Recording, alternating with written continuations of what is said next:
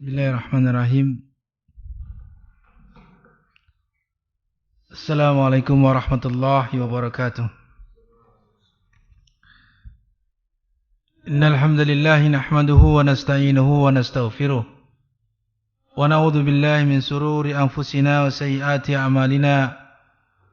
May yahdihillahu fala mudilla lahu wa may yudlil fala hadiya lahu.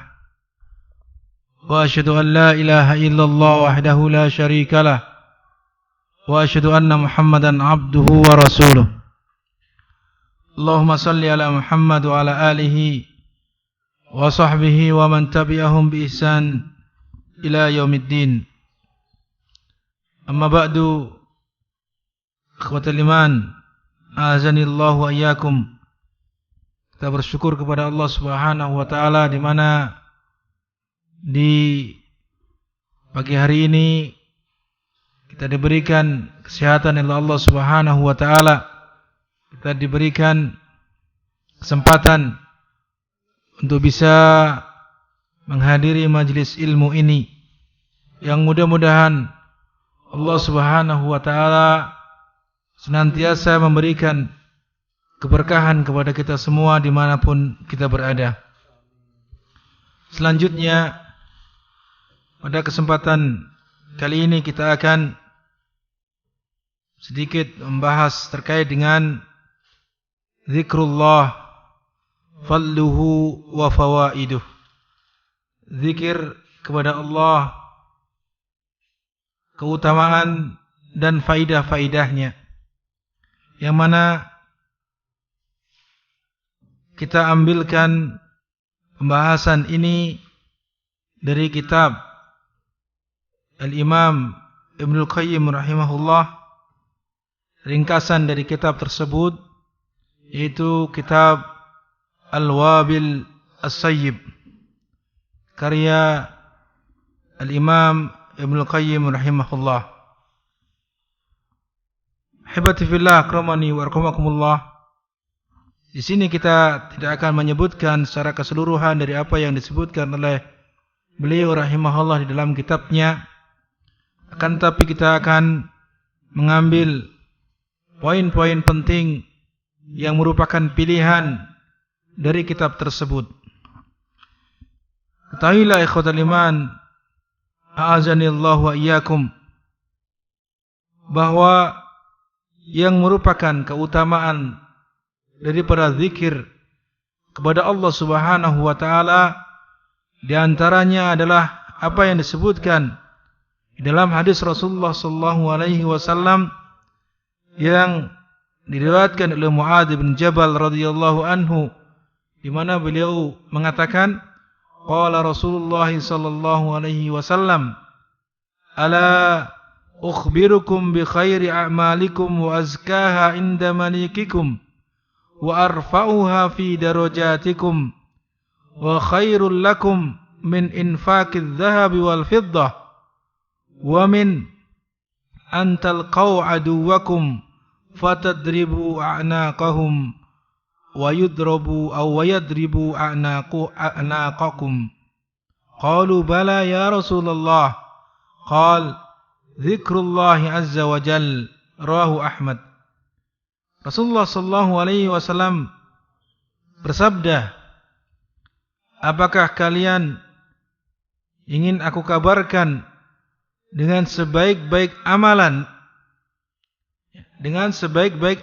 bagi kalian dan sebersih-bersihnya atau sesuci-sucinya di sisi raja kalian, maksudnya Allah Subhanahu wa taala, dan juga merupakan darajah atau kedudukan yang paling tinggi di sisinya bagi kalian, dan hal itu adalah lebih baik dari kalian daripada kalian meninfakkan emas dan juga perak, dan juga itu adalah lebih baik daripada kalian menemui musuh kemudian kalian memenggal kepala-kepala mereka atau leher-leher mereka, dan atau mereka memenggal leher-leher kalian. Maka para sahabat Rasulullah sallallahu alaihi wasallam menjawab, "Ya wahai Rasulullah, Artinya mereka menginginkan dikabarkan oleh Rasulullah SAW tentang amalan yang paling baik bagi mereka. Amalan yang keutamaannya melebihi apa yang telah disebutkan. Yang pertama, keutamaannya itu adalah merupakan amal terbaik di sisi Allah Subhanahu wa taala. Kemudian sebersih-bersihnya di sisi rajanya, yaitu di sisi Allah Subhanahu wa taala, dan juga setinggi-tinggi derajat.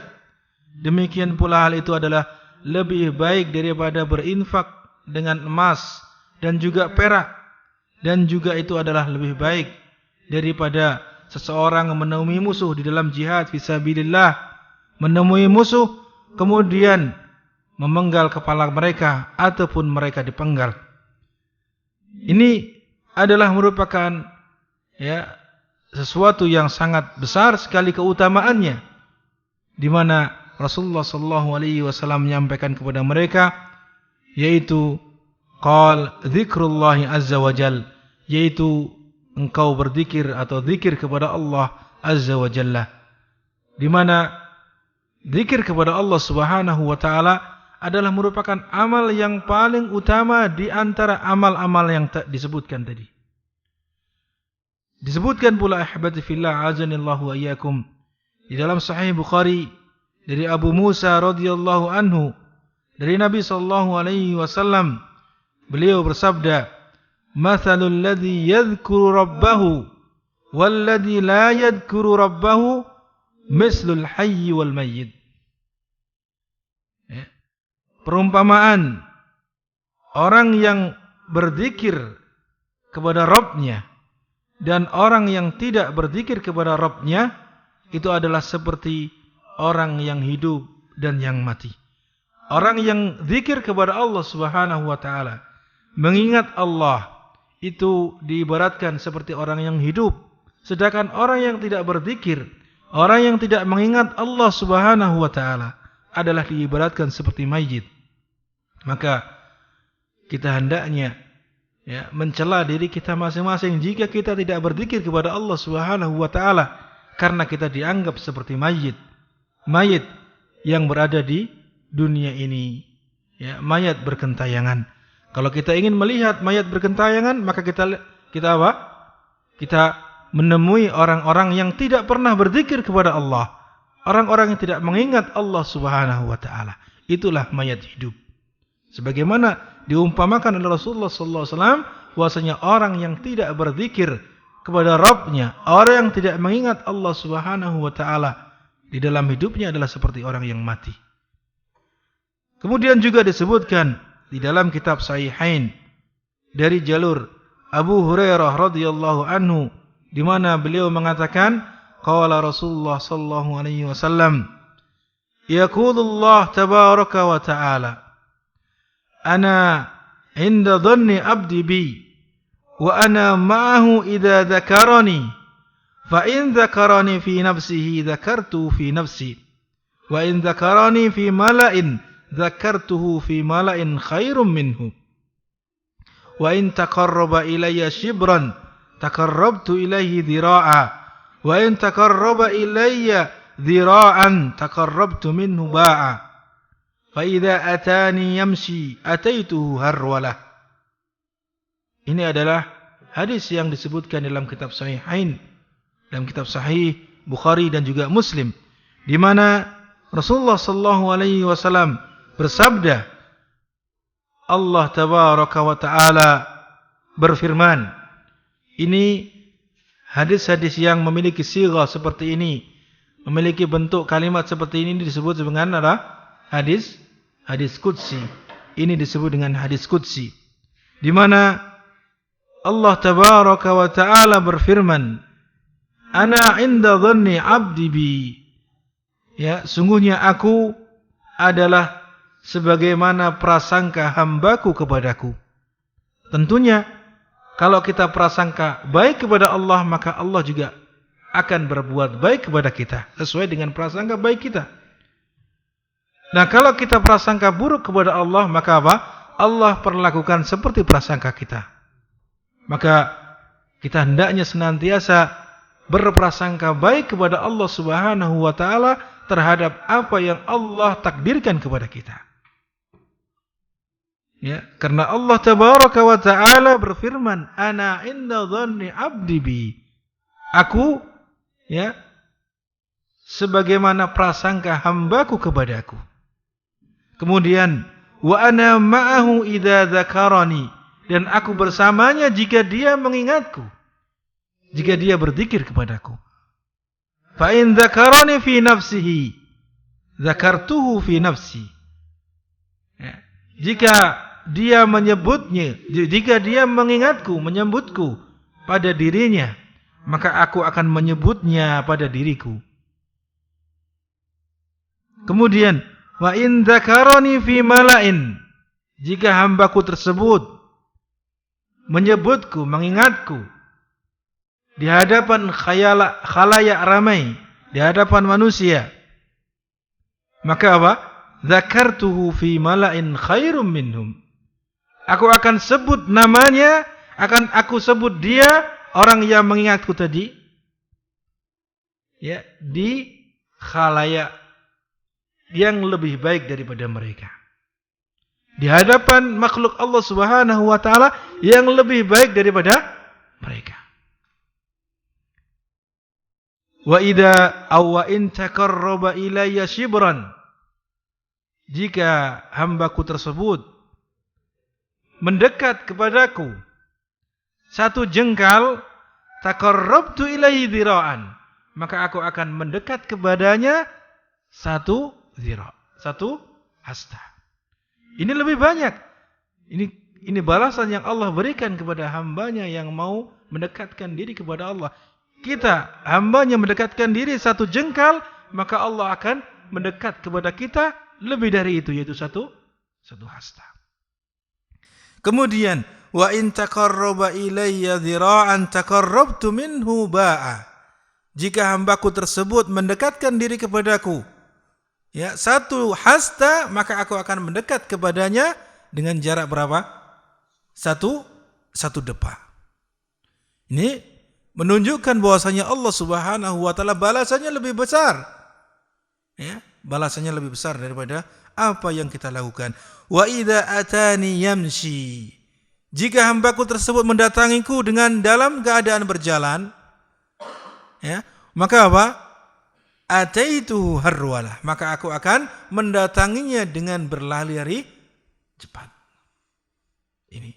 Ini ikhwatul iman, azanillahu wa yakum, betapa besar balasan yang Allah berikan kepada orang-orang yang mau berzikir kepadanya. Orang-orang yang mau mendekatkan diri kepada Allah tabaraka wa ta'ala. Kemudian, waqad qala ta'ala, ya ayyuhalladzina amanu dzkurullaha dzikran katsira. Dan sungguh Allah Ta'ala telah berfirman, hai orang-orang yang beriman, ingatlah Allah, sebutlah Allah dengan sebutan yang banyak, dengan zikir yang banyak. Ini perintah dari Allah Subhanahu wa taala kepada kita, orang-orang yang beriman. Di mana di dalam ayat yang lain Allah Subhanahu wa taala juga berfirman, wadz-dzakirinallaha katsiran wadz-dzakirat, ay katsiran. Ya. Allah memuji orang-orang yang mana? Orang-orang laki-laki yang berzikir kepada Allah. Ya. Allah memuji orang-orang laki-laki yang berzikir kepada Allah dengan banyak, dan juga orang-orang wanita atau wanita yang berzikir kepada Allah Subhanahu wa taala yang banyak. Kemudian juga disebutkan bahwasanya di dalam ayat tadi yang pertama, ya ayyuhalladzina amanu dzkurullaha dzikran katsira. Ya. Ini tidak lain adalah menunjukkan perintah kepada kita untuk senantiasa berzikir dengan zikir yang banyak.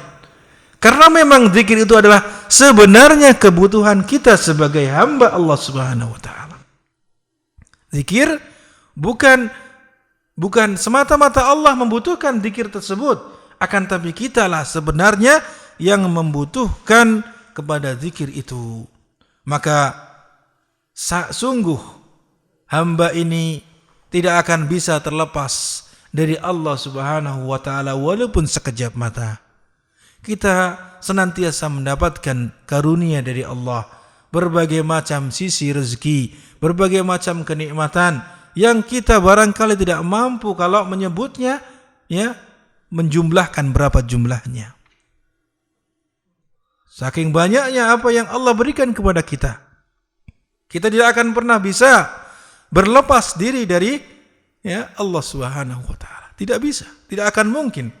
Segala sesuatu tidak akan bisa kita lakukan, tidak akan bisa kita upayakan kecuali dengan apa? Pertolongan Allah Subhanahu wa taala.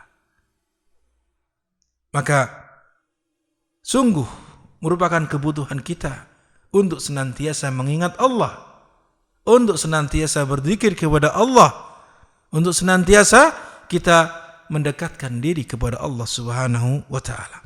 Abu Darda radhiyallahu anhu mengatakan, likulli syai'in jala. Ya. Pada setiap sesuatu itu ada sesuatu yang menyebabkan mengkilap, bercahaya. Ya. Barang itu akan terlihat bersih, mengkilap. Wa inna jala'al qulub dzikrullahi azza wa jalla. Sungguhnya mengkilapnya hati, terangnya hati itu adalah dengan zikir kepada Allah azza wa jalla. Maka kalau kita ingin hati ini menjadi terang, hati ini menjadi tentram, hati ini menjadi mengkilap, bersih, itu tidak lain adalah dengan cara apa? Kita berzikir kepada Allah azza wa jalla. Sungguhnya tidak diragukan lagi bahwa, ya, hati ini bisa berubah menjadi berkarat. Ya, akan semakin hitam, semakin hitam, semakin hitam dengan perbuatan maksiat. Ya. Sungguhnya dia diibaratkan seperti tembaga atau kuningan ataupun perak. Dia diibaratkan seperti itu, di mana dia dapat berkarat.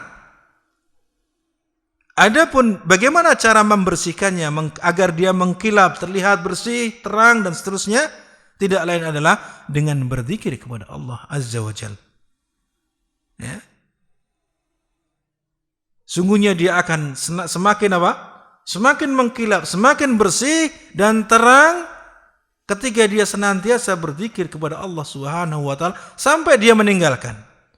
Ketika dia meninggalkan zikir kepada Allah Subhanahu wa taala, maka dia akan mulai berkarat.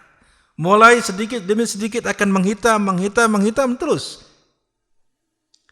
Ya, sehingga diibaratkan seperti kaca yang bersih putih. Kemudian ketika tidak dibersihkan maka dia akan terkena kotoran. Terus terkena debu dan debu, akhirnya dia akan menjadi gelap. Demikianlah hati. Maka di antara agar hati ini senantiasa bisa cerah, terang, mengkilap, bersih dan seterusnya, tidak lain adalah dengan berzikir kepada Allah Subhanahu wa taala. Dan di antara penyebab hati ini menjadi berkarat, hati ini menjadi menghitam adalah dengan dua perkara. Yang pertama adalah al-ghaflah, yaitu lalai. Lalai dari apa? Lalai dari mengingat Allah, dari berzikir kepada Allah Subhanahu wa taala. Dan yang kedua adalah dengan sebab dosa-dosa. Dengan sebab dosa-dosa. Karena setiap seseorang melakukan kemaksiatan, maka akan tertetes atau di situ akan ada tetesan hitam, titik hitam pada hati tersebut. Itu dosa. Wa jala'uhu bi syai'ain. Adapun cara membersihkan agar dia mengkilap dengan dua hal. Yaitu yang pertama bil istighfar, yaitu dengan istighfar. Seseorang yang senantiasa beristighfar, maka hati ini akan semakin bersih, mengkilap. Beristighfar dari dosa-dosanya. Kemudian yang kedua adalah bidzikir. Yang kedua dengan zikir. Istighfar adalah obat dari tadi dosa-dosa. Adapun zikir tadi agar seseorang tidak lupa dan lalai kepada Allah Azza wa Jalla. Ini ikhwatul iman, bapak-bapak dan ibu-ibu sekalian, ya, hendaknya kita senantiasa membersihkan hati ini dari sebab-sebab dia berkarat atau sebab-sebab dia menghitam, yaitu dosa dan lalai. Caranya dengan apa? Dua hal, istighfar dan kita berzikir kepada Allah Azza wa Jalla. Dan di sana banyak sekali faidah-faidah bagi istighfar dan zikir. Ya. Nanti insya Allah akan kita sebutkan tentang faidah-faidah daripada zikir itu. Ibnul Qayyim rahimahullah menyebutkan di dalam kitabnya ini sangat banyak sekali faidah-faidah zikir. Ya, puluhan ya daripada faidah zikir tersebut.